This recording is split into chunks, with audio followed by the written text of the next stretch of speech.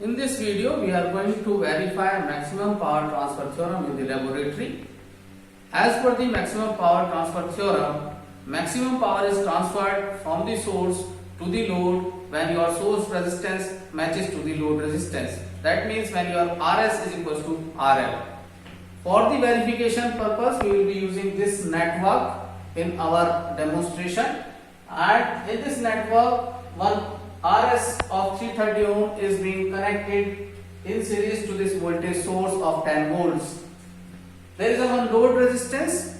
We will be varying this load resistance value as 100 ohm, 220 ohm, 330 ohm, 470 ohm and 1000 ohm for the verification purpose.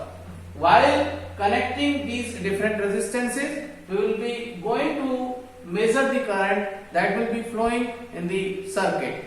From that current, we will be calculating the power across this resistance, and we will prove that the power across the load resistance is maximum when its value is equal to its source internal resistance value. Let us do it in the laboratory. This is the kit which we are going to use for the verification of maximum power transfer theorem.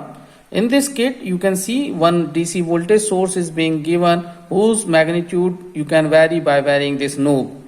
There are two meters. One is for the measuring the voltage, and that is the voltmeter, and the other one is for measuring the current, that is giving you a reading in milliamperes, right? This is the network which we are going to use for the verification of maximum power transfer theorem. So as per our circuit, first we will make the voltage source equals to 10 volts. For that, we will be turning on our kit and we will be connecting a 1 voltmeter across this such that we can make this source equals to 10 volts.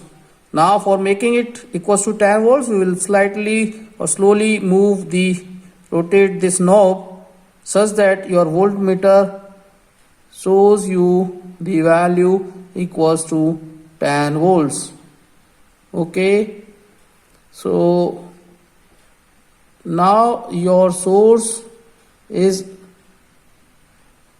approximately equals to, let it be equals to 10 volts, right? 10 volts. You connect this source which is now of a 10 volts to this circuit. Already there is a one.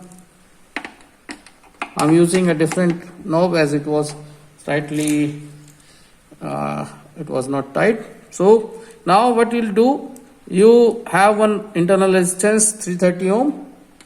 You have to connect one ammeter, right? You connect one ammeter in between your load resistance of 100 ohm, right? In this fashion. Now to make the circuit complete, just connect these 2 points. Note down the reading of your current that will be flowing through 100 ohm resistor, right? Now simply we had to disconnect this 100 ohm from the network and have to connect the 220 ohm. For that, simply I am connecting this one and removing the 100 ohm resistor. Note down your reading of this current again, which is 18.2 milliampere. Similar steps is to be followed for other values of resistances, right? Now connect the 330 ohm and measure the current, that is equals to 15.2 milliampere. Again, you disconnect this 330 ohm, connect the 470 ohm, note down the reading of ammeter. You disconnect this 470 ohm from the network and connect 1000 ohm as a load resistance in the network. Calculate the current, measure the current, that is 7.7 milliampere.